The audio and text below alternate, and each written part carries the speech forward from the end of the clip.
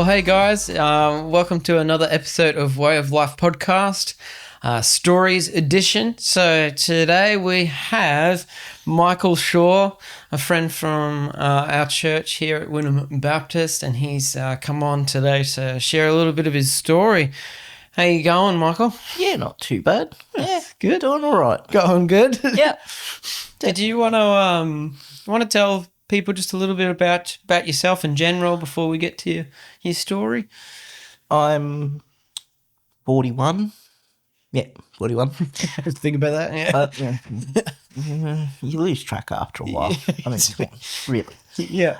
I'm a support worker, which is a very interesting job, to say the least. Yeah. Is I that mainly like NDIS type Yep. support worker? the Yeah. NDIS. Yep.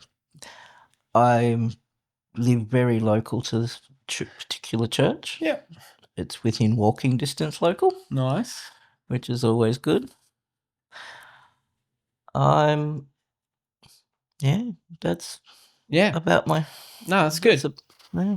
So, what is kind of your story? So I got to meet you when you came to know the Lord, but I wanted to kind of tease a little bit out because you've got quite an awesome story of what God's done in your life and the lead up to that. So, did you want to tell us, or you say it however you want, but a little bit of what led you to come to know Jesus and what was life like before that? Well, I was born and raised Catholic, and that came with its own set of, I suppose, challenges, but not challenges as well. The Catholic Church is really good when it comes to liturgy and the sense of presence and awe, but it sort of went down its own little rabbit hole and gets a bit odd and confusing along the way, and I think it added a few things, but Yeah. anyway. We digress. Yeah. I digress, and I do still love my Catholic family's members, and I get it, Yeah. but for me now, I kind of look at it and go, well, but Yeah. it was a good foundation. Yeah, sure. It was. And then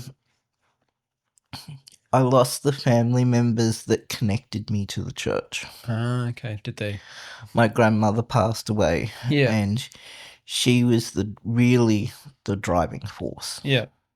She was the driving force. She was the keystone person who kept the family. That's my father's side of the family connected. Yeah. Okay. Yeah. And she kept me grounded in the church.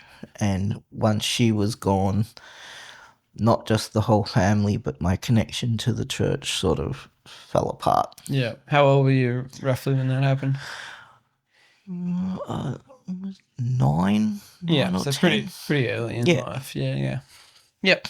And then the year before that, before she passed, my father left. Oh wow. And so yeah, there was a tough couple of years. Yeah, I imagine that would have probably affected your teenage years quite significantly then too as well. Yeah. Yeah, Well, yeah. it shaped a lot. Probably a good, 20 years. It was an effect. Yeah, absolutely. You all need a mum and dad, so it's hard when that happens for sure. And so you sort of, and then life takes over as it does, and suddenly, you're only going to church on Easter and Christmas. Yeah. And then Christmas falls away because you don't have the time because the family want to see you, and you got to go here, and you got to travel there, and you got to da da da da da da da. So, what can I say? There was a lot of anger and bitterness. Yeah. Over losing my grandmother. Yeah.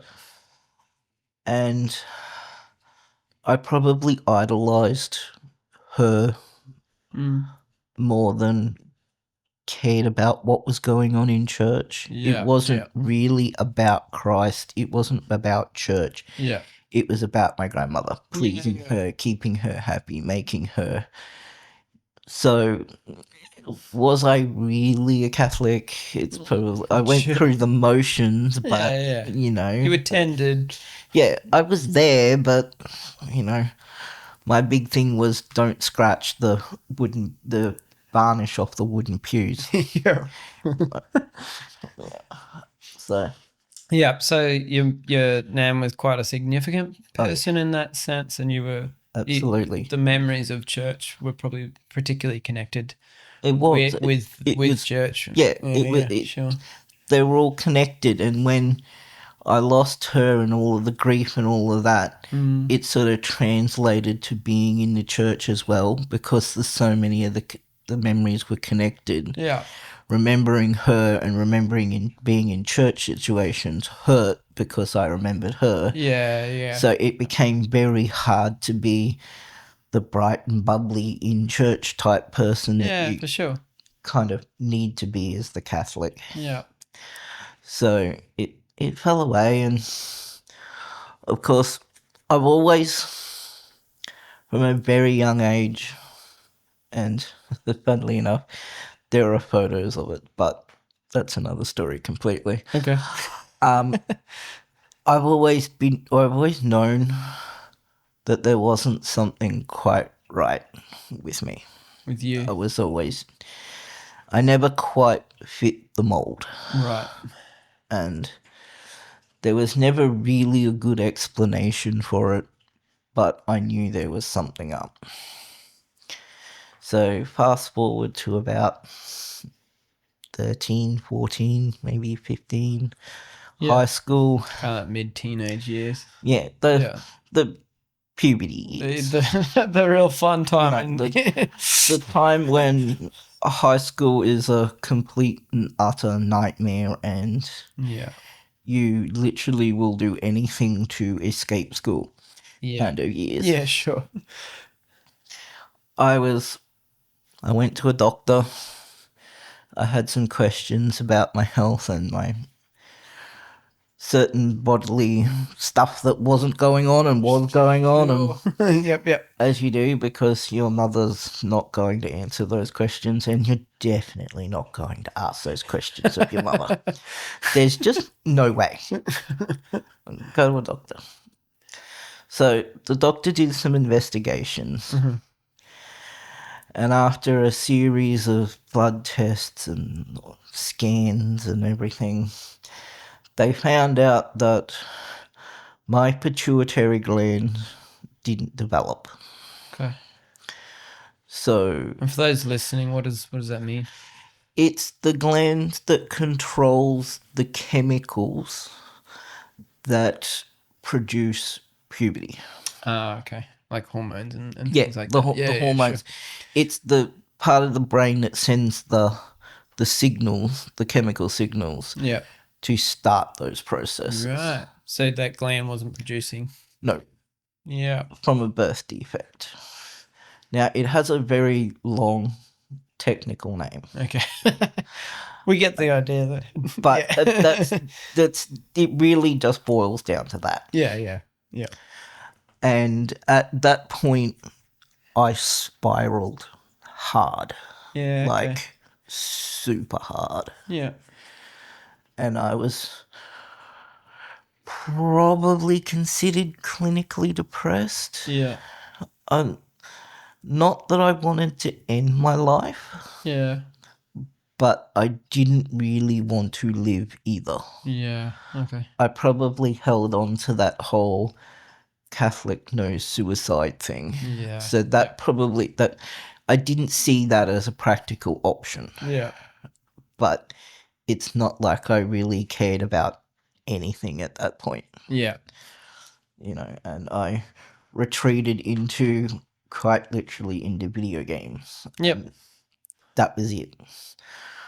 My last high school report card had me showing up for 3 days that year. Oh, wow. Yeah. And it was like 9 months 10-month report card, Yeah. and it was just straight D's, whatever. Yeah. I could not bring myself to care. Yeah. You know, the prospect of not being able to have children, the prospect of facing that was just too much. So just to dive in a little bit, so obviously it didn't get better. So did it mean that you didn't go through like a normal puberty at all Yes. or something like that? Okay.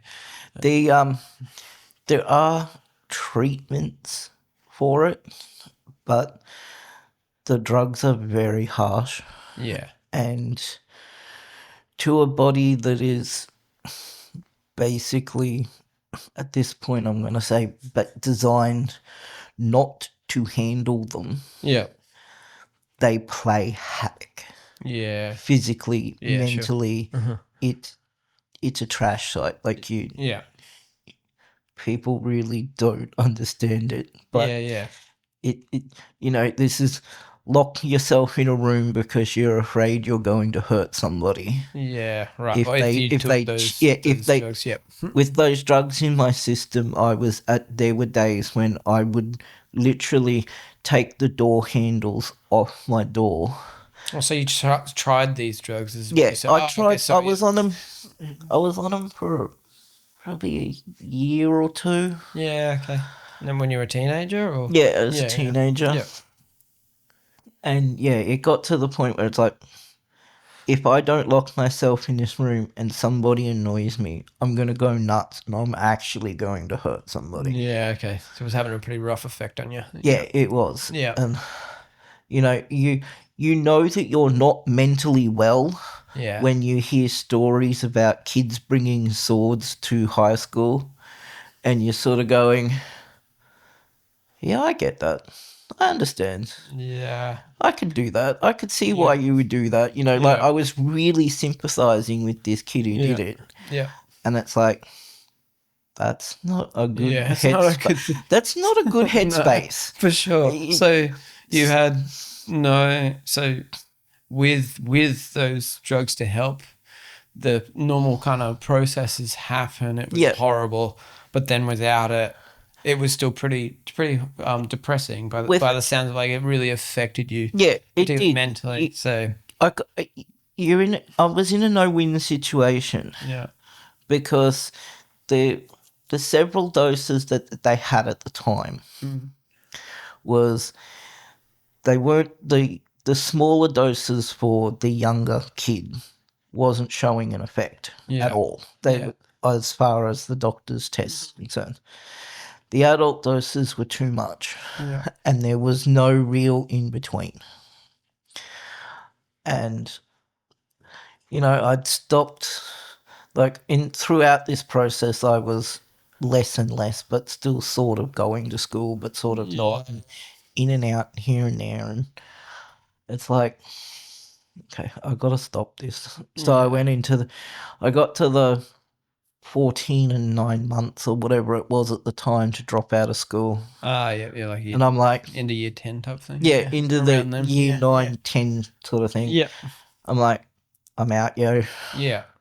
And none of the office was at all surprised. Yeah, okay. Like the office at the high school, they're like, yeah, we haven't seen you in 4 months. What a surprise. Yeah, for sure. So I went into the workforce and did my best to ignore it, forget it, blow it off. Yeah. Then some relationships happened and questions were asked, and you sort of dig into that, and then it's like re-traumatize yourself over and over again a couple times. Yeah. So I imagine, if it's okay if you don't feel comfortable, but I imagine relationships would have been a bit tricky because of what you're talking about. At times, yes, especially if you are looking for a serious relationship. Yeah. Because, I mean, best case scenario, you get married. Yeah. So now you've got an option where you can't do the one thing that a man should do, Yeah. which is procreate. Like, you can't. Yeah, sure. You can't do that. Yeah, yeah. Like, in my situation, well, I can't do that, Yeah, sure. I should say. Yeah. And is it really fair to take away a woman's opportunity? Yeah. It's a lot And to yes, weigh with. it is. I know there's adoption and, Yeah. you know, there's other avenues, but they never sat right. Yeah, yeah. Like, it seems like you're shorting the process a bit. Yeah. And I mean, I'm not judging those who do it. Take No, I those get what you're saying. avenues by all means. It's just but, kind of how you were feeling for at the me, time. yeah, for as me, you were going through life. Yeah. Yeah. that was shorting the process. Yeah. So relationships became few and far between and rather superficial. Yeah. Yeah, okay. And then Facebook. The dawn of Facebook. Yeah. Yeah. Got it. Keep Okay. in mind. So this was just a the significant bit. Yeah. keep in mind that this is the early stages of Facebook and stuff. Yeah. Because I think it came out in around 2007 or so. Something, yeah. It started then, yeah, at least, in that, whether it was popular then. and before that, there was MySpace and yeah, good old MySpace. communities of messed up people find each other. Yeah, okay. Even back then, and I know everyone thinks the pride community is a new thing. It's really not. Yeah, okay. Don't kid yourself. Yeah. It's been around in one form or another since at least Facebook, and probably 30 years older than that. But so is that what you mean, that you ran into those types of communities on Yeah. Facebook and MySpace and things like that? and But it doesn't sound like it was a good experience. at the time, it was a connection with somebody, Yeah. at least, Uh-huh. and it was keeping me connected to a world that better than what I was planning, which was, Yeah. tell people I was agoraphobic and never leave the house was the Yeah. plan at that stage. Yeah. So it was a point of connection. So at that point. there was some Yeah. connection there. Yeah. Not healthy at all. Okay. But yeah. again, very superficial, very, very annoying. But they're just all game players. Like, they're not there for a real connection. Yeah, okay. They're there for their own validation and the degradation of anybody that's not in their little subgroup. Right. Okay. And Was there like a sense of you say degradation of anyone that wasn't in their group, but just people that weren't like them? yeah, very much so. And it's really kind of frightening how dark and twisted the rabbit hole gets, Yeah. because the deeper you go, the creepier it gets. Yeah, right. And the bar to get in is very low. Like, it's kind of frighteningly low to get Yeah. into these very dark spaces.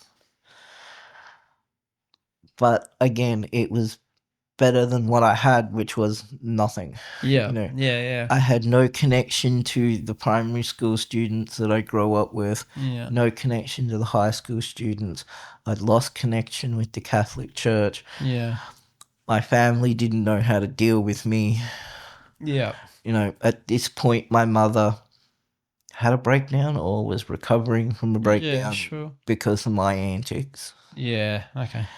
And the doctor basically told her, he's not out committing crimes, he's not joined a gang, he's not doing drugs, so what's the problem with him just staying in the house? Yeah.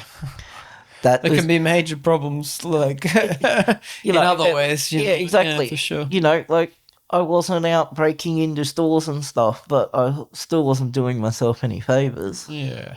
But So there was a fair bit of loneliness, would you say? Or social isolation? social isolation, definitely. Yeah, okay. Yep.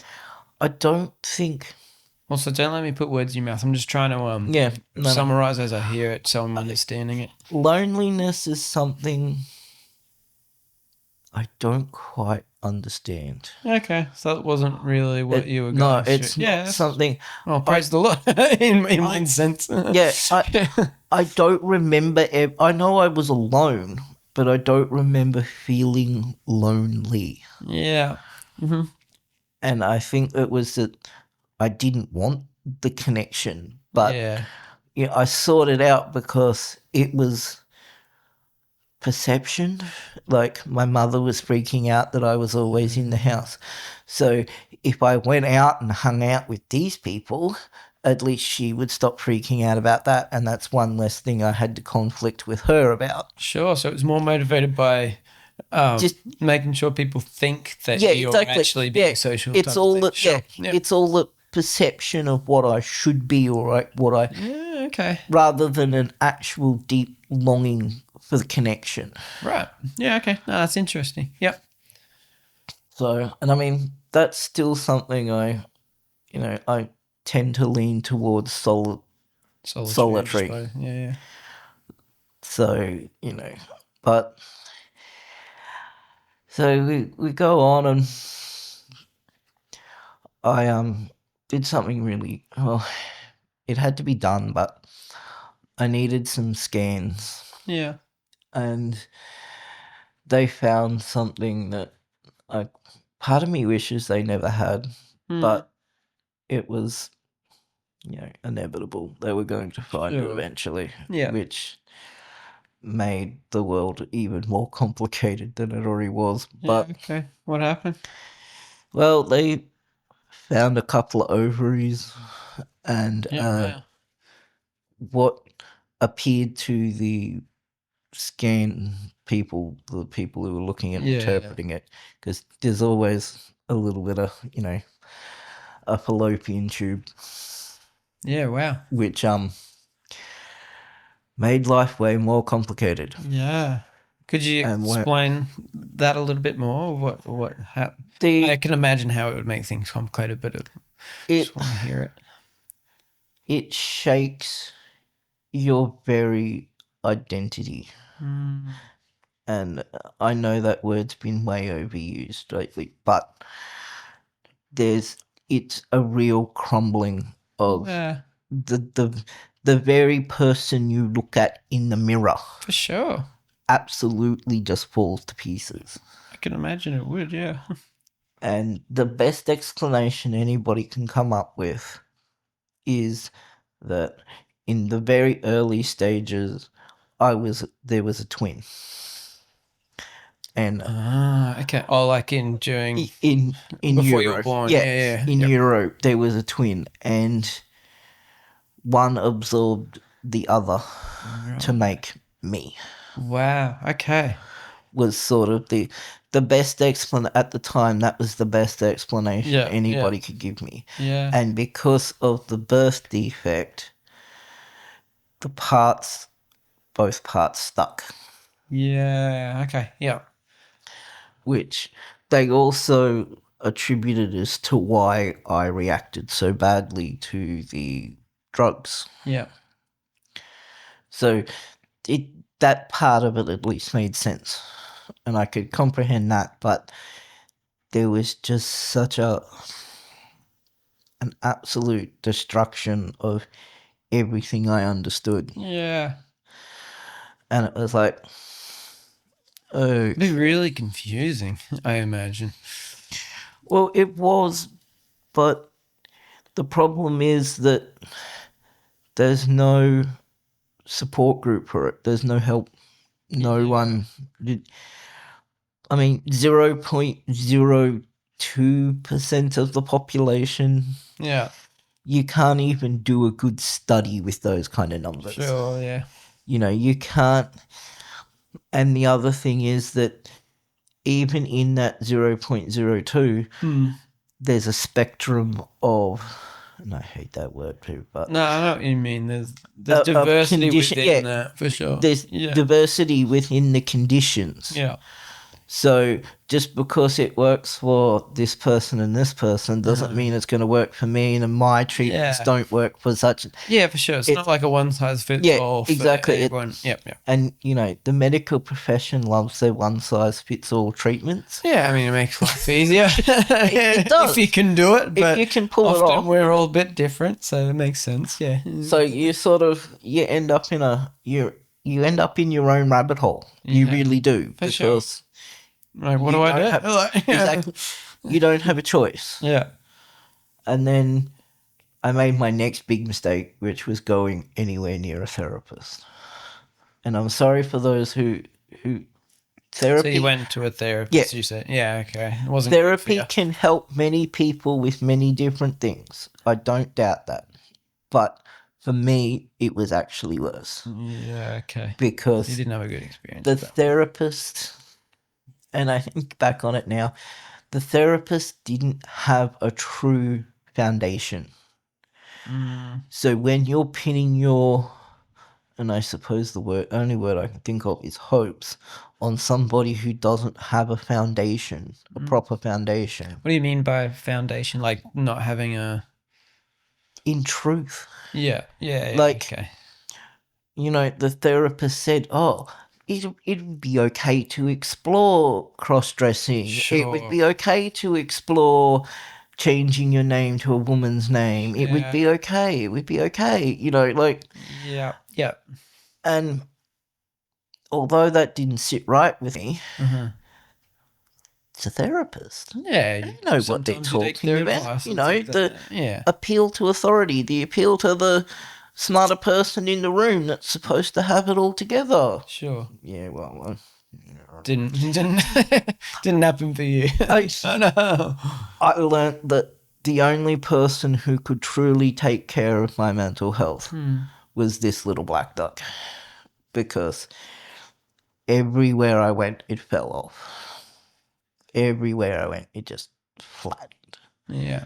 Eventually, they would say something that was just so ridiculous that I couldn't trust them anymore. And it's like, okay. Yeah. Is this a therapist, sorry? Yeah, Yeah, this is still the the therapist. therapist. Yeah. A lot of doctors are the same sort of. And I mean, this is way before this stuff is talked about in schools and on the before internet. the real overt kind Yeah. of pride LGBT type. Exactly. You weren't, the closest thing to a pride parade was Mardi Gras. Yeah. And that was sort of a,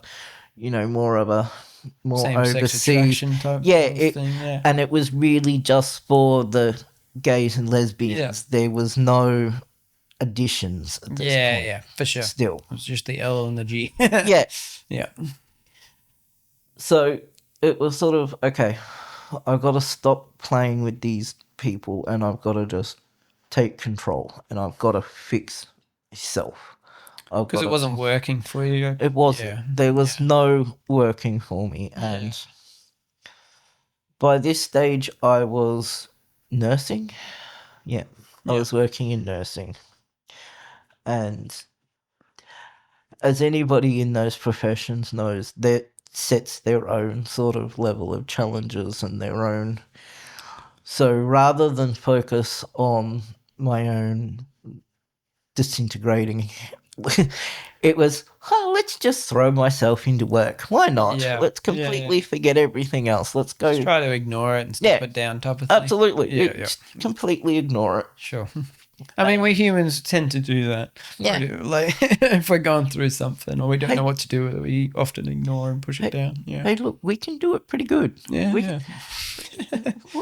can, Can do it pretty good, but is it a good thing? That's Yeah, two well- different things. Yeah. that's two entirely different discussions. For sure. But yeah, continue though. and I ended up running into an old friend who I'd lost contact with, yeah. and her mother was quite sick, Yeah. and she needed a carer. Yeah. So I thought, stay at home, don't have to travel anymore. Let's give this a go. Yeah. And I was on Macleay Island. Oh yeah. That's just off Redland Bay, hey? Yeah. Yeah. Just off Redland Bay. There's a group of little islands out there. Yep. And That was another terrible, terrible mistake. Not a good decision. No. Oh no. And see, at this point, I'd given up the church, Yeah, yeah. basically. Well, it sounded like you gave it up a little while before, Well- per se, other than the Christmas and Easter type thing. Yeah, or- I'd completely stopped at this Yeah. point. But I was doing this strange thing where I would still, I don't know if it's a proper prayer, but I would talk to my grandmother, Mhm. which, if you know anything about Catholic tradition, you'd understand why. The Catholics very much believe in getting people who died to intercede for them. Sure. And that's Another story. that's a long, complicated for sure. and logic to it. But Uh-huh. Yeah. so I was sort of looking to her for guidance, Yeah. and I think at that point she had taken the place of God in my life. Yeah. Yeah. So I didn't need to follow rules because my grandmother would be okay with it. Yeah. You know, if I wanted to know something, make it rain if the answer is yes. Make it rain, don't rain if the answer is no type. Sure. Yeah. You know, some sort of divination or something. I don't know what Yeah. you'd call it, but Yeah. Yeah. I get the idea. something to that effect. Yeah. And so I ended up spending probably 5 or 6 years on Macleay Island. Yeah. In this And- carer's role. Yeah, in the Yeah. full-time 24/7 carers role. Yeah. And another bad choice. The woman I was taking care of was physically, emotionally, financially abusive. Pretty badly. Yeah. Okay. Not good. And then any time I sort of stood up for myself, it was just got worse and Yeah. worse and worse. And it got to the point where she was very ill to begin with, Yeah. and she would ignore her treatments, she would ignore her medication. She had diabetes, so she just ate whatever she wanted, Yeah. totally wrecking it. Yeah. And she ended up getting a leg amputated Yeah. Wow. because of it. Wow. And she'd spent a lot of time in hospital, and I saw a light out. I thought, okay, this is my chance to get out of this situation. So wait till she goes to hospital, pack up a bunch of my stuff, Yeah. sneak it off back to mum's, sneak Yeah. my stuff back off to mum's. And then right at the end, the real estate had kicked her out. She'd thrown me out of the place probably a month beforehand. Yeah. Okay. Still expected me to pay all her bills and everything, but she'd thrown me out of the house. Yeah.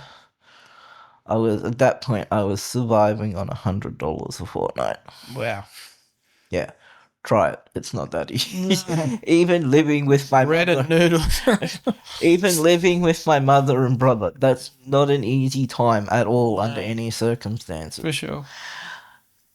And so we managed to, after some house hopping and couch surfing, we managed to get her a place Yeah. on the mainland to live. Mm-hmm. And yes, there are people who are going to hate this statement, but the blessing of all blessings was COVID. Yeah. the Right. The COVID lockdowns. Probably the first time I've heard someone say that.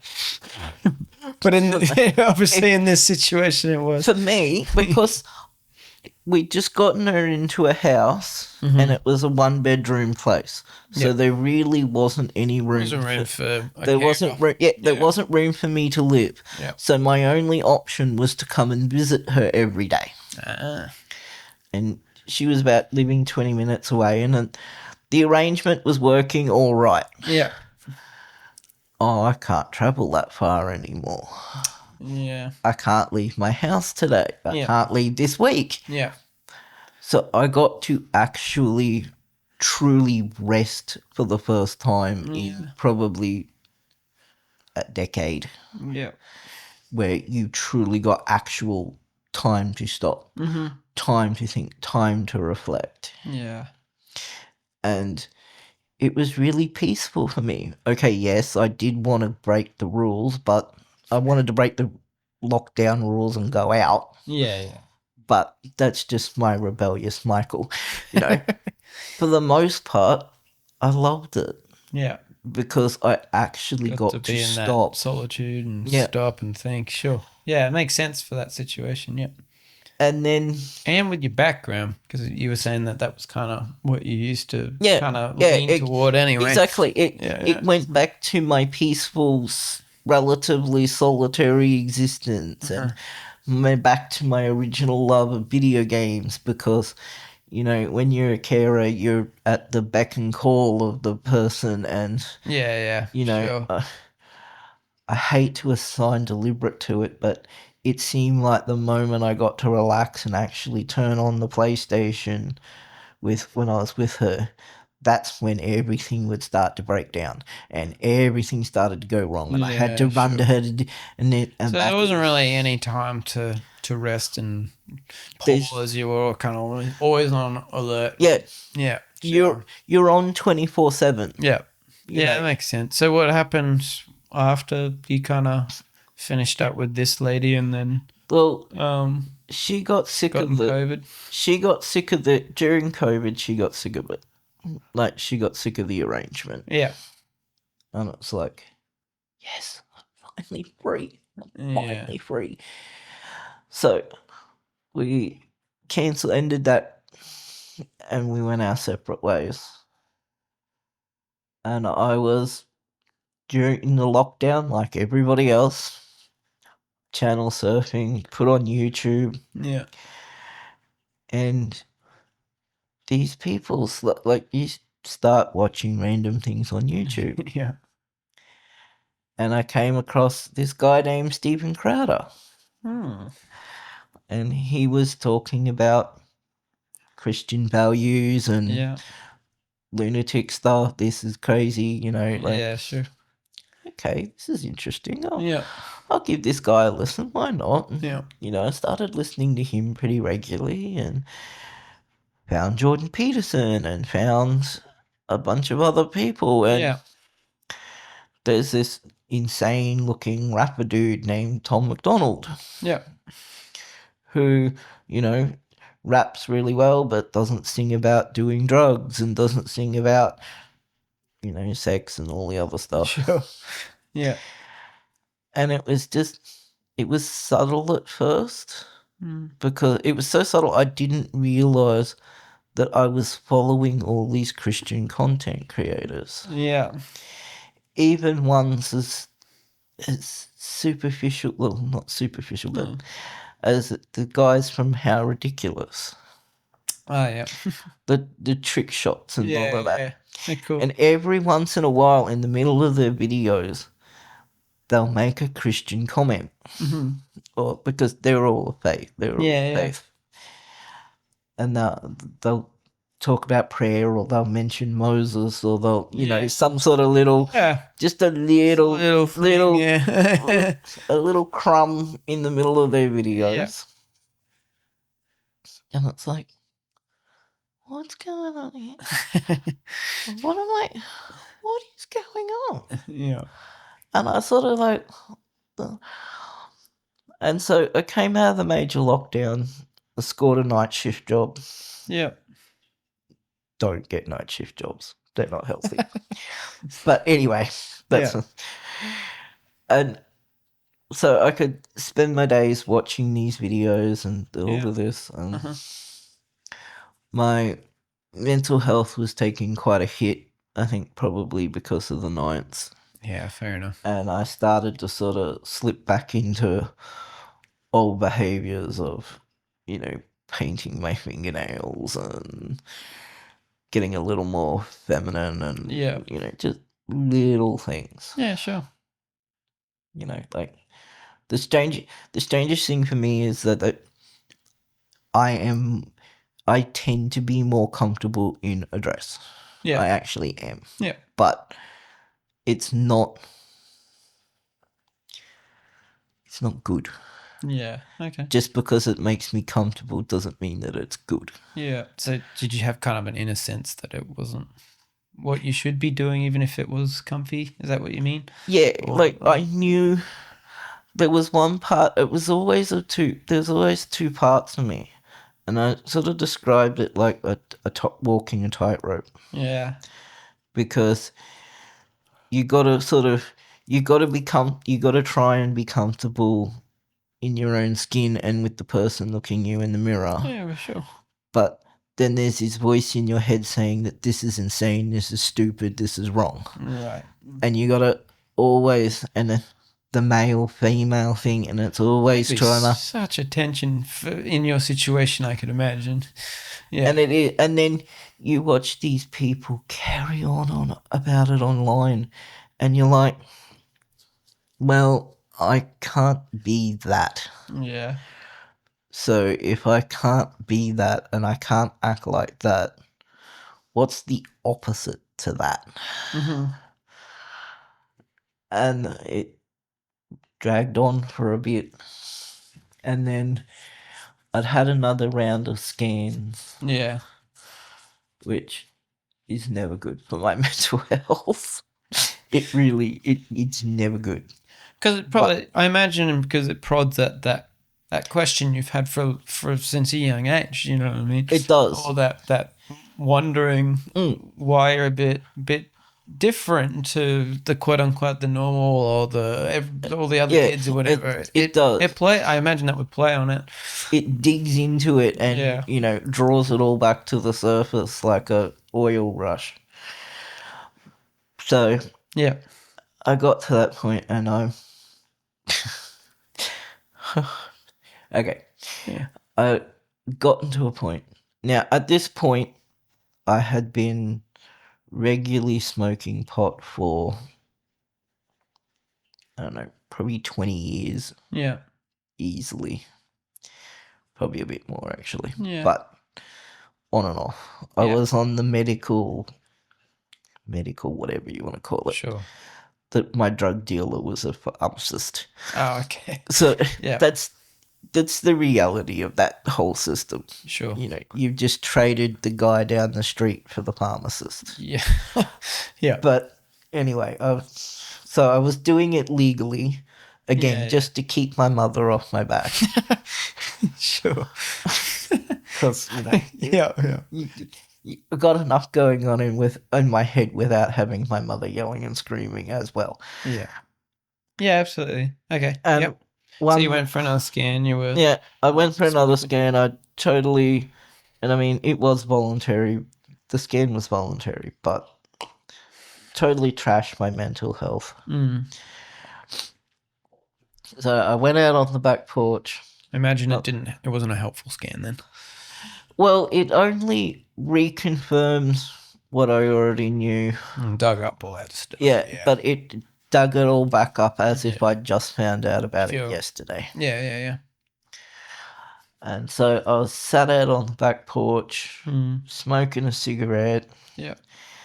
And I just, at that point, I'd cracked. I'd come to the end, the end of Michael, the end of it all. And it was like, God, just do me in. Just take me out right now. Yeah. You know I can't do it myself. Just Yeah. take me out. Yeah. And I sat there and I waited for him to do it. I really honestly thought, yep, he's going to do it. And it's the first time in 20 years that I actually believed in God, believed anything of him. Strike me dead. Come on. Yeah. And I waited, and I waited, and I'm like, okay, well, if you're not going to off me, what am I here for? What am I supposed to do? What are you doing to, what's this about? Yeah. So, you imagine how indignant I sound. Oh, I'm so, that's the Anyway, Yeah. and then it was like, read the word. That was the only thing that came to me. Really? That was read the word. Because I'd never truly read the scriptures for myself at this point. Interesting that you kind of, just as a side point, just like that you just cried out to the Lord, you're like, I'm done waiting for it to be done. But then you kind of get this sense of, I need to read the Bible. Yeah. That seems, just hearing it it's really cool on one end, but like pretty wild on the other. Like, you know what I mean? It's pretty cool. It really was. And then the next couple of days, I pulled my house apart looking for a Bible. Yeah. Because, why not? Because I knew that when I was a kid, I went to some Bible holiday camp type thing, and I know they gave me a Bible. Surely it's here somewhere, that sort of trashed my room, digging through absolutely everything I had looking. Okay, didn't find it. Yeah. All right, what's the next best option? I know, jump online, jump on the Spotify. I found some podcast of someone reading the Bible. That's so awesome. So I started, she was doing from Genesis, and basically her thing was read out a bit of scripture, ask a poignant question. She wasn't answering the question, she was just letting the question sit. Yeah, good. So I was going through, and I was walking the streets at the time, just exercising or escaping, or I don't know what I was doing, but walking the streets. And for some reason, for the first time, it occurred to me, there's a Catholic church at the one end of my block, and there's this big Baptist church at the other end of my my block. Yeah. It's like, okay, all right. And I walk past both of them on a semi-regular basis. And it's like, Catholic church from my past. Yeah. And then there's this big modern church, and I don't know about modern churches. They don't look really churchy. It's a bit, I don't know. Yeah. So I went to the Catholic church. Yeah. And it just didn't hit right.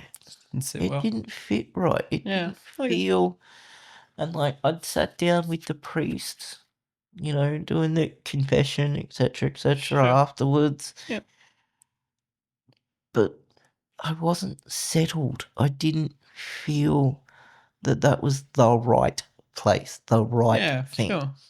And I'm like, okay, what do I do now? Now, I don't have a car. I don't have a license. Yeah. And so I went back to walking the streets, listening to the stories of Isaac, Abraham, Jacob, going through Genesis, Exodus, indeed, Moses and stuff. And it's like, okay, go along. Still looking for a Bible. Didn't know that there was multiple Bible apps, by the way. It didn't even occur to me to type that into the App Store at this point. Yeah, that's all right. It's like, I could have saved myself a lot of hassle. But anyway. All part of the journey. Yeah. And I was out walking one Sunday morning, and I must have looked a sight. I was in a ratty old tie-dye t-shirt, and I'm pretty sure it's got a dancing skeleton on it. I think I remember that, actually. And I didn't judge you, just FYI. I was coming down off drugs because one of the things on that night on the back porch was I walked back in, and I now know that it was God acting in my life, but the smell of the weed and the apparatuses and it made me yak. Yeah, right. literally from having a cigarette, like the time it takes to smoke a cigarette and yell like a petulant child at God, going back to my bedroom where I had one ready to, like, had a marijuana ready to go Yeah. when I walked back in. And it was just so absolutely awful to me. Something just The switched. idea- How cool. Yeah, interesting. the idea of even having it there was making me feel sick. Yeah. So I would have still been coming down, like it was still would have been working out of my system. Mm-hmm. And I walk past this church. I'm like, is this it? Is this where you want me to be? Mm-hmm. All right, here we go. Yeah. Walking up and, you know, just trying to be like invisible and, you know, just quiet and just Sure. slip in. And I stood outside at the front doors. I'm like, this is your chance. You want to strike me down? This is your chance. I'm going in here. Yeah. You want to knock me off? This is your chance. Do it now, or, you know, this is happening. And I walked in, and it was such a surreal experience. There was this energy and this love in this power in this, and it's like, wait, this is not what this is a modern church. This is not how this is. Yeah. You know, and it took me back to the memories of hanging out with my grandmother's Catholic friend, and the love that they had for each other and the love that they shared with each. Yeah. Cool. And I was sort of just, this is okay. And everyone's coming up, hi, Yeah. bright smiles and Yeah. cheery faces, and Yeah. like, what is this? What in the world? Okay, all right, this is okay. Yeah. I can get behind this. I'm completely and utterly overwhelmed by the good here, but okay, I can do this. I can still do this. And I walked into the library, and the woman behind the desk, I go to her, where do I get a Bible? And she sort of looked at me and was like, I don't know where to buy a Bible. I didn't. Fair enough. Yeah. And she's like, wait 1 second. She runs off somewhere, comes back with me with a Bible. She's like, you can have this. I looked at her. Wait, for free? Like free Bible? Let's go. Like, what? Are you sure? This is, wait, what? Yeah. Anyway, I slipped into the back of the church, just, you know, hid in the back corner and sort of, okay, I don't really know why I'm here. I don't know what I'm doing here. What? Yeah. And just sort of, and they had this really lively band, and it was singing, and it was easy because the words were up on the screen, and I didn't have to read off a tiny little 100-year book. And I was like, okay, listen to the message, and then call for prayer at the end, and it's like, yeah, why not? Let's go see what happens now. That's awesome. Walk down the Yeah, front, why not? and had my first encounter with the awesome Graham Jones. Like, he's awesome. And some prayer and some forgiveness and some, you know, sin and recommitting my life, and talking about, and he's like, do you have a Bible? And I'm like, I was given a Bible from the lady at the library. Yeah. But the cover's back to front or something. And he's like, no, look, I'm going to take this one. I'll get you another one. Don't worry about it. Yeah. So he came back a minute or two later with this Bible. Yeah. The one I still use today. The one, my Bible, my favorite one, is the one he first gave me. Oh, that's nice. Yeah. And I can't imagine being anywhere else now. Yeah. Like, it's been amazing since. Yeah. Like, What has God kind of done since that point of where you went, God, I he's wanna follow you. I need you in my life. he's cleaned me up, like, with no drugs and stuff. Like, Yeah. cleaned all of that out. Yeah, good. He set me on a path to getting my own license, getting my own car. Mm. He's helped me out multiple times with financial struggles. And then it just, even in the quiet times when I'm sort of just drifting, he'll just come in and just, it's all good. I'm still good. Yeah. It's all right. Yeah. And there's been so many times when, like, I have some different, like, I started going to the Tuesday morning prayer meeting here. Yep. And, like, the night before, I'm like, oh, Father, I don't understand it. I'm stuck. This is confusing. What is Yeah. going on? What, you know? And then I'll come to Tuesday morning prayer meeting. I'll sit down with Graham Jones, and he'll just randomly say these things that are the exact answers I needed for that moment. It's the leading of God. Yeah. Yeah. With Yeah, cool. like, it's not like I always discussed it with him beforehand to Yeah. like elicit an answer. Sure. He just randomly pops out Like, things, yeah. Yeah. and there's like, nah, there's no way that could have just been. That had to be God. Yeah. You know, he led me out of the night shift. Yeah. He reconciled me with my father, who I'd been estranged from for probably since I was a teenager. Wow.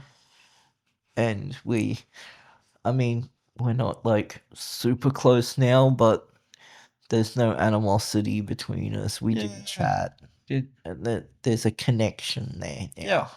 Wow. He's improved my connection with my mother, which was always a bit odd and a bit strained Sure. and a Yeah. bit struggled. Yeah. That's He awesome.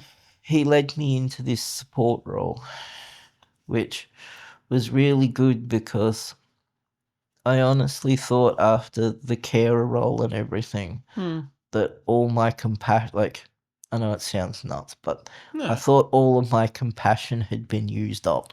I don't think that's nuts. Like, You know, you get put in that situation where you're caring like, 24/7 makes sense. I thought the tank had been completely drained, Sure.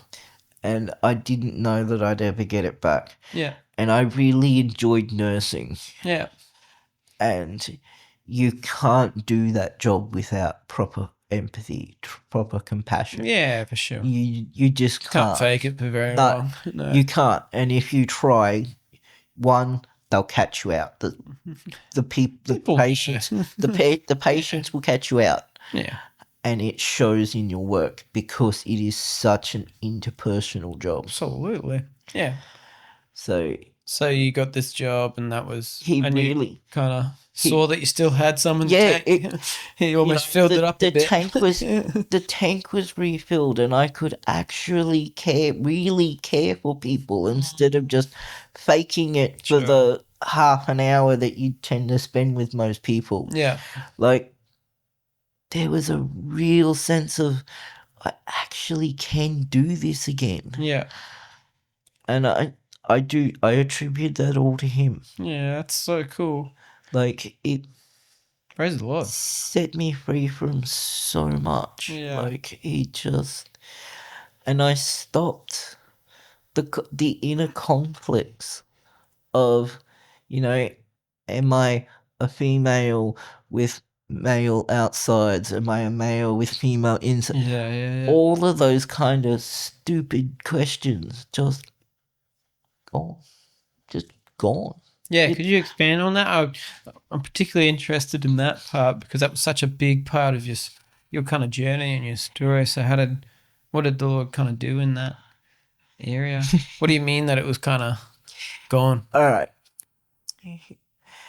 There was a day as when I was first coming, in the first probably 3 or 4 weeks or so, Yeah.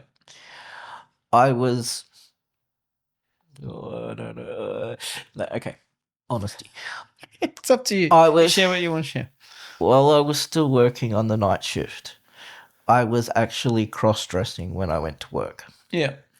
so I was very much of two minds. I suppose Yeah, you sure. could almost Yeah, still yeah. get it. You're still wrestling with that type Yeah. of thing. Yeah. I was coming here on Sunday all, male, and then Yeah. coming home from church and painting my nails and Yeah. all that kind of thing. And Yeah. That tension of the new life meeting Yeah, the old life exactly. type of thing. Yeah. I'm Makes sense. battling my way through my sort of conversion. Again, this is very early, No, it's first just couple of so weeks good. sort No of thing. judgment here, brother. The first couple of weeks sort of thing, Yeah. right? And I was sitting on the end of my bed and I was just looking in the mirror and I had this absolutely batty thought about, like, I was looking at myself and I'm like, if I went and had a surgery to do, like, I could change this and I'd look a bit more Yeah. sort of, and I think I got a glimpse of the two paths that I was at, Mm. and I could see to a degree where they were going, Yeah. and I'm like, okay, you need to decide now. Yeah. You need to decide what you're doing, where you're Yeah. headed. Bit of a crossroads. And so I went to the scriptures because that's what I was told to do. Yeah. Okay, let's go to the scriptures. Yeah. And I read, I can't remember the scripture. It was males should dress like males, females should dress like females. Okay. Somewhere. I know it's in the New Testament. I think. Sure. I can't think of it off the top of my head. I think it's Paul, one of Paul's writings or letters or something. Yeah, It might okay. be Corinthians. But he was basically saying that a male should dress like a male and a Right. female should dress like a female. Okay. And I'm like, okay, well then, how do I know which one's which? Because at any given time, I could very well be cross-dressing regardless of which one I wear. Yeah. It's almost 50-50 down the line. Yeah. For sure. It's almost a take your pick sort of thing. It wasn't clear to you. No. And understandably so, which one that you were. It's Yeah. never been 100% clear. No, for sure. And it's like, Yeah. well, you take the comfort route, that's one thing. You take the physical, that's a complicated mess. Bouncing backwards and forwards. Yeah. So I said, okay, the writer, what would he say I was? Okay, because you can't use Jesus as an example because he knows, Yeah. right? He'd know. Mm. He'd know whether I was a male with some odd parts or Sure, a female yeah. with some odd parts. Yeah. So that didn't quite work because, I couldn't get a clear answer. Mm. So I thought to myself, okay, the writer of Acts, the writer of Hebrews, Romans, or all of them, if they were to take a look at me, Mm. what would their answer be? Mhm. And it's like, they would say you were male. Okay, let's go with that. Yeah. And that was the end of it. That was literally the end of the argument. Yeah. Right there, bang, done. So you got the It- sense that was where you probably landed. exactly. Yeah. That was what I was. That's where I was going, and I took that from the word and just went with it. Yeah. And I don't feel the urge anymore. I mean, really nail cool. polishes still looks cool, but not on the. Sure. I like that. So Yeah. I went with it, and like, So I remember this distinct point when we were catching up I don't know. It would have been a couple of months or so into when I first met you on that day that you came into church. And there was this moment where you were talking about what you were saying just now, where you're like, which one am I? Mm. Like, am I a male or am I a female? And even I had the question of, like, I was trying to work out your story and myself. And I remember this moment, and I wondered if you could expand upon it maybe. But there was this moment where you're like, I'm Michael, but my identity actually isn't in whether I'm either. Yes. Like, but it actually is in Jesus. It's in God. Like, I have an identity that goes beyond Exactly. my what I am or how I was born. And I thought that was such a special day for me. So, just to hear you see what God did there. So, That is something that I do, and I do hold even now, that I, because of my situation, yeah, I can't even rely on the identity of male or female. yeah, But neither of them are as important as the fact of I'm in Christ. yeah. Come on, Okay? yeah, Jesus never put male or female above one another. Mhm. They were always meant to be equal. yeah, But Jesus is above that. yeah, So rather than worrying about something below Jesus, yeah. let's just focus on Jesus. 100%. You put. I saw this shift in, like, don't let me put words in your mouth. This is how I perceived it. There was a shift in you where, understandably so, in some sense, there was an identity crisis for much of your life of whether you're a male or a female, and how to navigate that. And there was a lot of weight that you put on that, as part of life. But then when you came to know Jesus, it was like, okay, it wasn't that it isn't. It's like not important now. I'm not saying that, but it isn't of first importance. If that makes sense, it wasn't elevated to like God status. It wasn't elevated to like this is what my life hangs on, and is anchored in anymore. It was like the question didn't have as much significance. It didn't, and it doesn't, and it doesn't even. Because you found the more important thing. Exactly. Yeah. Even now. Yeah. Okay, whatever. Yeah. Like, it could turn out tomorrow that I am really actually a woman with some male. Yeah. That could be the case. Yeah. As it could have been every day of the last 40-something years. It still doesn't matter. Yeah. Not in the grand scheme of things. Yeah. And did you find how did that kind of change your life and perspective? It was Isaiah 56, very much so, verse 4 and 5. Mm-hmm. That was the turning point. And then it refers to eunuchs. And it's like, okay, we've got to define terms here. Yeah. So I went and ended up finding in Matthew 19:12 Yeah. was a description of eunuchs. Yeah. And it was like, okay, I'm good. So you kind of identified with that or related with that? Is that what you mean? Or? In Matthew, it says that there are eunuchs born from their mother's womb, made eunuchs, or choose to be eunuchs. Yeah. And then again, you go back to Isaiah, and it talks about the blessing and keeping of the Sabbaths and the giving a name and that. And I got to this point where it's like, why am I holding on to what I am? Why? I look back and I couldn't justify holding on to either one. Yeah. Anymore. And like you said, it's been a struggle, and I tell you, it was, and it had been so. Yeah. up to this point. Yeah. And it was really just a point of, well, Jesus knows. Okay, I'll leave it with him. So it was like this release, Yeah, letting go, could you Just say? Or give like it this to kind of him. like, he knows. just give it, Yeah. you know, hand it over.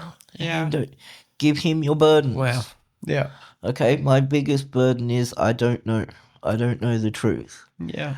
The tests are always, half and half down the middle, Inconclusive. inconclusive at Yeah. best, Yeah. guesses.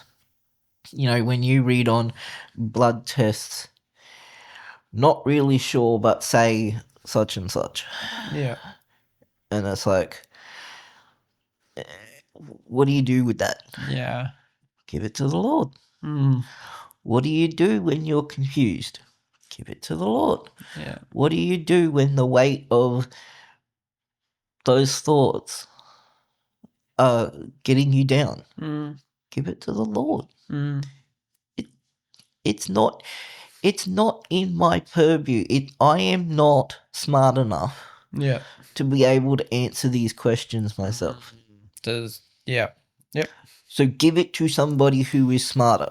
Give it to a doctor. They can't answer the question. Okay, well, who next? Give it to a shrink. No, never give it to a shrink. Okay, moving on. Who created me? Yeah. The Father created me. So that means he knows. Yeah. Okay, here, it's yours. Take Yeah. it. I don't need it. I don't want it. It's driving me crazy. It's yours now. I trust you. Yeah. Yeah. That's what you do. Did you feel certain that I imagine this is kind of an ongoing release of that, because it'd probably be tempting to pick back up and try to wonder. So is there a sense of freedom when you kind of give it, like lift it up to the Lord? Oh, absolutely. Yeah.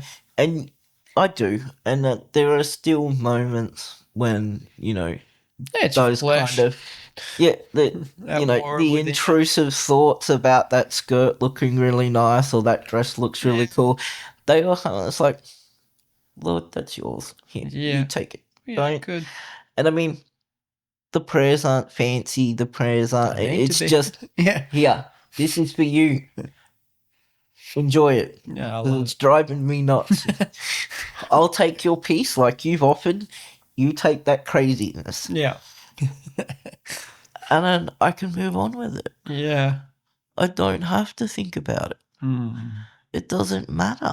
That's so cool. One day I will get a definitive answer. And I'll know whether it was by design or because of the fall or just random circumstance, or I will get those answers. Yeah. But there's no point in twisting myself out into knots about it now. Yeah. I like what you're saying. You can't. It's almost like you don't have really control or the knowledge to answer these questions. So therefore you kind of give it up to the one who is in control, that does know the answers, that is all-knowing, and there's a freedom in that. It's not that it isn't a question still, in some sense, but there's something that's more important. Exactly. There's your identity doesn't have to hang on those things. It's actually in Jesus, isn't that I'm saved. I know him. I know the creator of the world. My identity is child of God. Yeah. In Christ. Yeah. Come on. Hang on to that. Yeah. What else matters? Yeah. Would you say that's a good encouragement for any of our listeners that's kind of wrestling? Well, I don't want to just define it by people that are struggling with identity in terms of LGBT type stuff, but I'm meaning in general, because we can all find our identity in something. Anyone for anything. Yeah. Okay. It could be you get really cranky in driving situations and you get a bit road rage. Okay. You are a child of God. Yeah. You are in Christ. Yeah. Does getting road ragey matter more than that? Yeah. If it doesn't, put Christ first. Yeah. Lift it up to him, like you said. Yeah. He annoyed me because he cut me off. Here, Christ, that's yours now. And you keep driving. Yeah. Jesus, take the wheel. So Yeah, that's it. Yeah. You just give it up, Yeah. and suddenly it's okay now. Yeah. Because the person who does deal with these things, who has the intelligence to deal with these things, Absolutely. the person who knows enough Yeah. to know what to do properly, Yeah. takes control of it. Yeah, absolutely. And now you don't have to worry about the intrusive car coming into your lane because God's got it. Yeah. You don't have to worry about the I'm not making enough money this week. God's got that. You don't have to worry about the I don't look right, I don't skin colours off, too Yeah, many sure. freckles. Those things don't matter as much as child of God in Christ. That's what matters. Yeah. And if you can grab onto that and dig your nails into that and just hold on to it for dear life, Yeah. anything else can fall away. Absolutely. You can give up anything else for that. Yeah. It's the pearl of great wisdom. That's what you hold on to. Absolutely just dig your nails into that as tightly as you humanly can. Yeah. And everything else just Fades away. whatever. Doesn't matter. Doesn't become as It's significant. not. It's not. Yeah. It just isn't. Gets put in its right spot. You know what I mean? Exactly. Yeah.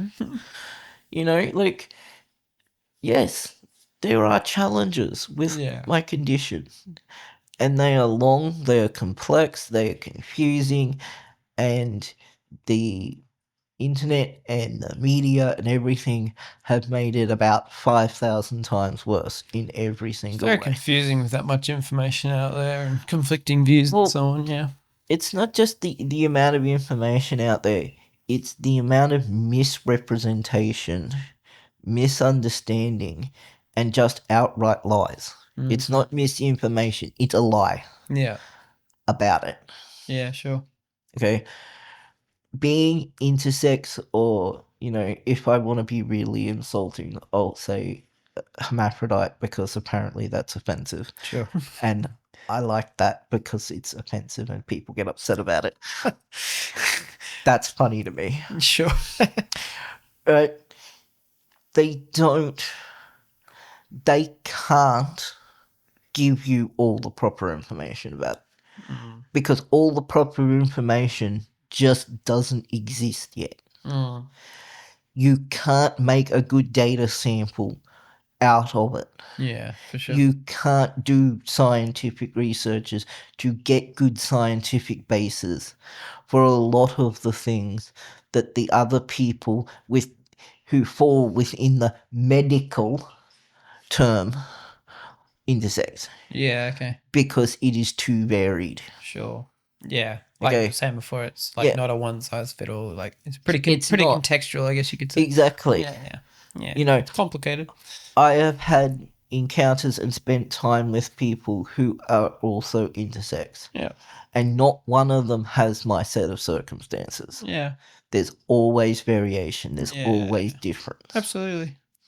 So how can you claim there's a medical consensus on anything that is almost as individual as each person who has the condition? Yeah, it makes sense. Come on. Really? Yeah. Grow a brain. Yeah. Wake up. Yeah. You're being played into a corner. Yeah. And if you fall for it, then, well, you've been deceived. Yeah. You can't win that argument, and you won't win it with me. Yeah. Because you've got lived experience. My in many body ways. Yeah. is a lived experience that contradicts 99.9% of every bit that the media will tell you. Yeah. That the internet will just outright lie to you anyway. Yeah. But you can't play the game if you don't know the rules. Yeah. And they're just, we're going to make it. No, that doesn't work. Yeah. My guilty pleasure at the moment is watching people whinge online about misgendering and like hard laughing at them. Sure. That's my guilty pleasure, I admit. Okay, I confess that. But it's funny to me because 10-year-old Michael was misgendered. Guess what? When 10-year-old Michael was misgendered, it was called a mistake. I mean, you're online whinging at somebody who has met you for 0.5 of a minute, like half a minute at the Yeah. most. Yeah. They make a judgment call based on their eyes and their knowledge and their experience. And you're going to sit there and ream them for it? Give me a It's break. a bit rough. Like, So you're saying that there's probably some caution to much of what, well, not much, but a good chunk of things that we like don't always trust everything on the internet, on social media. I would trust the internet less and less every day. Yeah. Do yourself a favor, because especially in this space, Yeah. all right, because there is no consensus. You will find that my opinions vary differently from other people in that space, not just in the pride space, but in the intersex space. Yeah. You know, most of the people who I have contact with or had contact with in the intersex space don't want to be in the pride community. They want nothing to do with it. Sure. Right? They don't want to speak out. They want to live a quiet, natural, blended in life where they're just ignored. Not bullied, not attacked. Yeah. But not lifted up and exalted like the pride community's doing either. Sure. Yeah. Yeah. They just want to be a person in the crowd. Yeah. And I mean, I don't blame them. Yeah.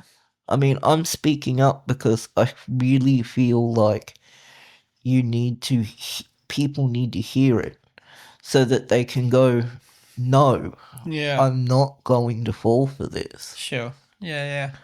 You know, and I've told people, and I'll tell anybody who's willing to listen, if someone comes at you with the nonsense, tell them you know a real intersex person with a real intersex condition, and they say, no, we don't want this. No, we're not interested. Yeah. We don't play. Yeah. Do it. Just use me. It's fine. Sure. I'll take the hit. Cool. Go for it. Stand up for truth. Use me. That's fine. Yeah.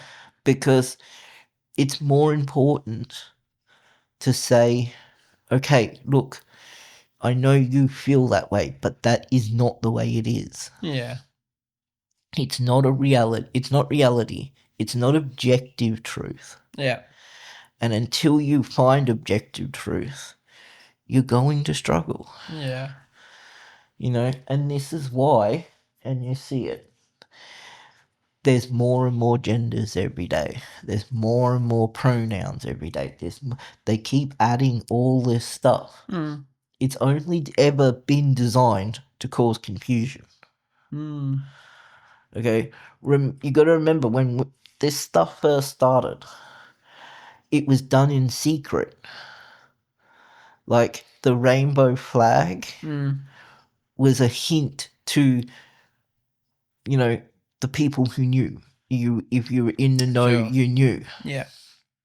You know, you'd wear something that was rainbow coloured. Sure. Even if it didn't state it was a pride thing. Yeah. You would wear it so that other people who wore rainbow sort of go, maybe you're one too. You know, like it was like the fish. You know, the ancient, the Jesus fish. See on people's cars a lot of the time. Yeah, like that. It was originally like that, and all of the people I know that were in when it was like that hate this stuff. Hate the new. They don't want anything to do with children. They don't want anything to do with all this nonsense. So you're saying that there's a sense that there's a bit of a you're perceiving a bit more of an agenda from people that probably don't even, not always would align with the pride flag, or at least its modern version of it, if that makes sense. There very much is a growing community of people who, yes, they're gay. They've got same-sex attraction. Yes, that's true. But they want nothing to do with the pride flag. Yeah. They want nothing to do with it. And a lot of them who, they would march and protest for gay rights, they regret it. They regret even stepping up to a point where they get treated like everybody else because they've seen what it's turned into now. Like the flow-on effect with the other letters in Yeah. Oh, is that what you mean? Yeah. The slippery slope that they were warned about when they started it. Yeah. Well, you're at the bottom of the slide now, and all you want to do is climb back up the top. Yeah. I don't know. This is me, my read on just talking to people across the spectrum in some sense, not just Christian people, I mean.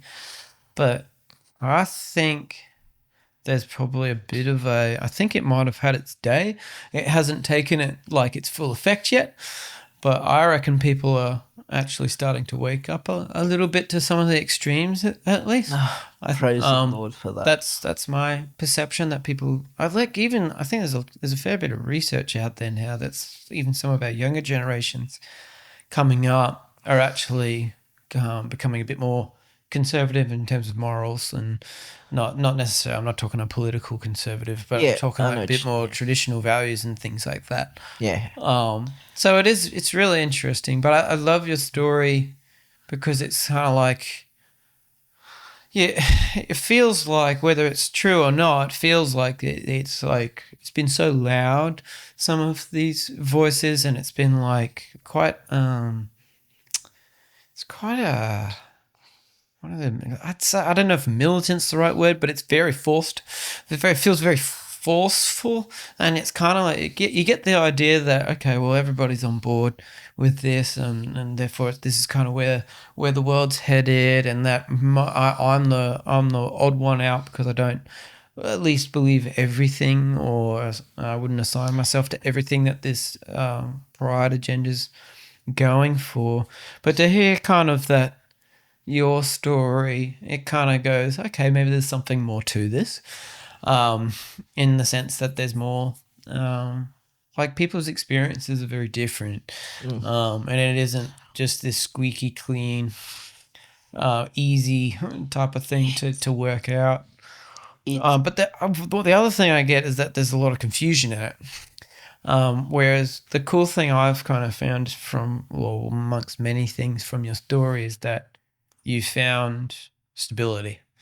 You found a foundation to stand on, no matter if it is complicated or you're feeling certain things. And I think for anyone that can be really encouraging, because if the world's confusing, if a lot of what the internet or people or school or whatever it is telling you to explore umpteen different things, whether that's gender, whether that's all these other different ideas of drugs, sex, alcohol, and all these different things, it's kind of tempting you to do this, and it can be really confusing of where to go, what to do, when you're given so many different options, and you're kind of told, okay, you just try to work it out, do whatever feels good.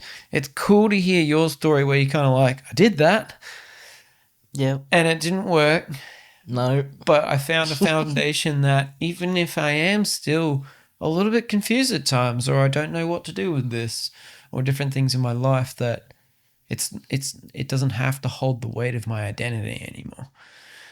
I can actually go, I'm in Christ. Like you say, I'm a child of God, and that's what matters. That's that base identity, that foundation to work out the rest.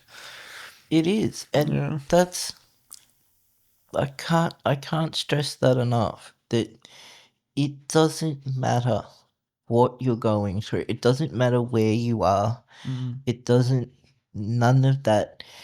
Child of God in Christ. Yeah. if you can hold on to that, Mm-hmm. believe me when I say so much can fall away and you just don't care. You don't care that, like, literally, you don't care that the person in the mirror. I got to a point where I can look in the mirror and I don't care if I'm looking at somebody who I think looks like a girl or a boy anymore. Yeah. Because it doesn't matter as much as child of God in Christ. Mm. And if I can hold on to that, Mm-hmm.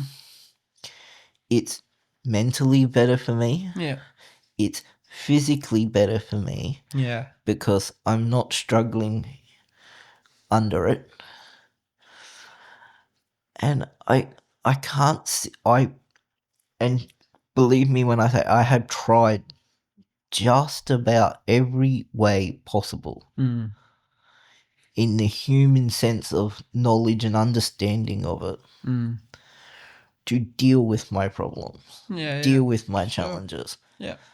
And they have all fallen flat on their face. Yeah. Outside of actual irreversible surgeries. Yeah. Is the only one I haven't Which may tried. not have. Which would either have solve the made problem either. things 1,000 times worse or presented new problems. Yeah. And why bother when I've got my stability? Yeah.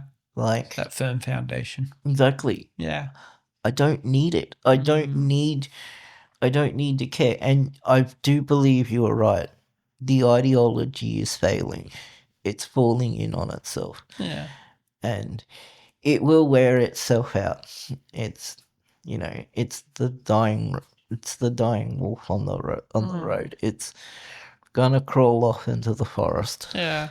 Eventually. But I think it's really, and we've talked about this like when we've had coffee and stuff like that, but I think it's all the more why us who do know the Lord need to kind of understand that there's going to be some people with interesting backgrounds and experiences that are actually, I've already started to see it, that are starting to ask questions. They're starting to go, is there more to life than this? And I think it's easy, and like I kind of get it to some degree. I think it's easy to go, this pride stuff, and you start to get annoyed by it, or you start to feel some sort of animosity towards certain people or whatever. But and in a sense, like, because it doesn't line up with what you think is right, you can put it in a different column. But I think I'm just thinking out loud here. I think we need to remember, and this is just for everybody, not just for you, but it's for me too. But we got to remember that they're a child of God. Yeah. That they are loved by God just as much as me and you. 100%. I think we each have our baggage. We each have our things that we've wrestled with. We each have decisions. We each have confusing parts of life or things like that. And I think we can celebrate that maybe something that's been too loud is starting to get a little bit more quiet. But I think the biggest celebration and the biggest thing we need to kind of be ready for or open to is just to be there with open arms. Yeah. To welcome people, to love them like Jesus did. Not love the sin, but love the person that God's made in His image. So I think that's really, really key. Is that fight the ideology, not the person. Yeah, you got to. That's. And I think the key from what I'm hearing from your journey is that it's when you met Jesus that things changed. Oh, yeah. It wasn't when you realized I need to change. Does that make sense? No, it was when you, and there's a key difference there, and I've talked about this in sermons and things, but there's a key difference between going, like, the thing that transformed you was meeting Jesus, not going, I need to do this. Not that the thing that you need to do is bad or that you shouldn't try. No. But it's an encounter with Jesus, and that's what people need. Yeah. You know what I mean? It wasn't until the encounter, the actual encounter. Yeah. Like, it's very easy to say, oh, I know I need to stop eating this and I need. And done that many times. Yeah. I have. Uh-huh. But when I had my real, honest, raw encounter Mm-hmm. with the living God, when I had that real encounter, Yeah. that's when things switched. Yeah. 100%. And that's when everything got better. Yeah. You know, you can fight it all yourself. You can fight it yourself. Mm. It's mostly a losing battle and whatever. But Mm. when you have that encounter, Mm. when you have that moment, That's what That's- changes it. that's when things really do change. Yeah. And the ease of the change is so much better when you're doing it under the Lord's strength Sure. rather than Yeah. trying to do Trying it to do it yourself. yourself. It's like WD-40 on a rusty nut sort of deal. Like you can stand there and struggle with that nut for years, Yeah. but Jesus being WD-40, bang, zoom, and it's done. Yeah. Like he can do it. Have the faith to say, you can do these things. Yeah. Do it. And I love that because it's kind of, I think sometimes, I'm just speaking from a Christian background here, I think it can feel intimidating to when you meet someone. I don't find this as much. I'm just trying to be broad strokes here, that some people might kind of go, I don't know what I'd do if I met someone who was deep into the LGBT or in different ways or had done all this stuff. I don't know how I'd go about helping them. But I think the real answer to that is just you need to introduce them to God. You need to introduce them to Jesus. Like, just keep pointing them to Him. It's just like, I might not have the answers, but He does. Yep. And an identity in Him, like you're saying, is a firm foundation to start, and you'll work it out as you go. And often that won't look like simple. It might not be linear. It might look a little bit like you'll go 2 steps forward, 1 step back, or you might not know what that looks like, the journey forward, but like you say, you're doing it with Him, and with Him as the foundation, rather than just trying to do morally good things or change who you are because God said so. Does that make sense? Yep. And I think that should be really encouraging for us, for everybody, that it's like, show Jesus, share Jesus. Absolutely. And if people meet Him, God will do the work. And part of what we need to do is just walk alongside them. Show them Jesus. You know what I mean? And I think God does the work, particularly when it doesn't seem easy or like simple. Sorry, is probably what I'm trying to say, in certain people's lives. Because I think we can put a bit of pressure on ourselves. And whether this is a good thing or a bad thing, I think probably mostly a bad thing. But we kind of go, okay, somebody's come to know the Lord. I need to help them to stop doing bad things. I'm not saying that can't be part of it. But, again, I hone this home because it's really important. And we can fall back into that other thing. But I think we need to help them know Jesus more. Yeah. That's it. Like, you know what I mean? Like, Absolutely. It's God that'll do the work. It's God that'll convict hearts. That'll be God that'll do the change in their lives. It's not up to us alone to be like, you should stop doing that. Again, I'm not saying it's not important. I'm just saying it's not the key thing that we're meant to do.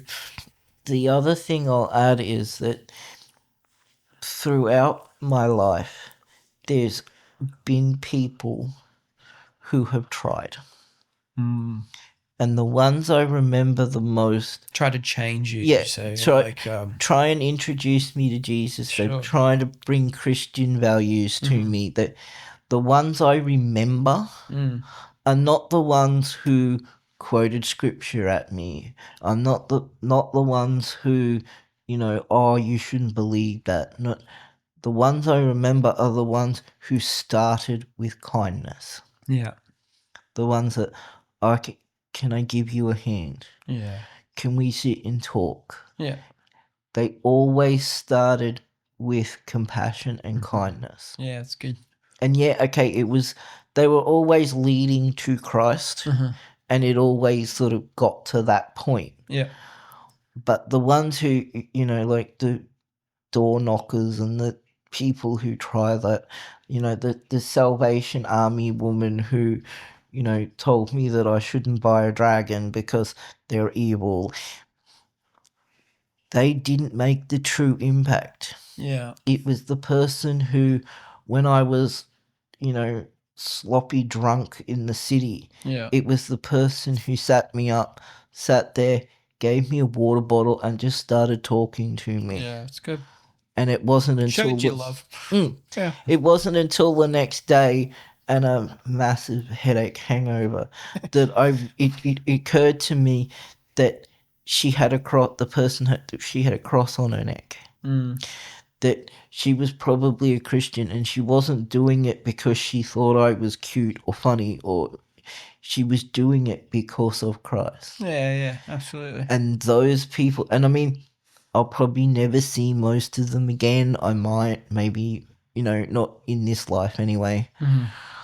But those are the people, each one of them in a little snippet. Yeah. So even if you can't bring the person that you're worried about to Christ, just be that snippet. Because one day when they do make it to Christ, they will remember that. Yeah. That's really a thing. And I mean, I try and do that the best I can. Yeah. I'm not always Yeah. In my current job, I can't bring up religion first. That it has to be them. Yeah. But you can do it. You wear a cross. You leave your notes from the church sitting in your car, or there's ways to show love. Exactly. And be that rather than having to convince someone per se. Exactly. Yeah. It's not. And I think that's most important. People, or even in my life, the people that have made impact is those who have done it, not just said it. Yeah, exactly right. It's the one. It's kind of like, okay, I can see that you love.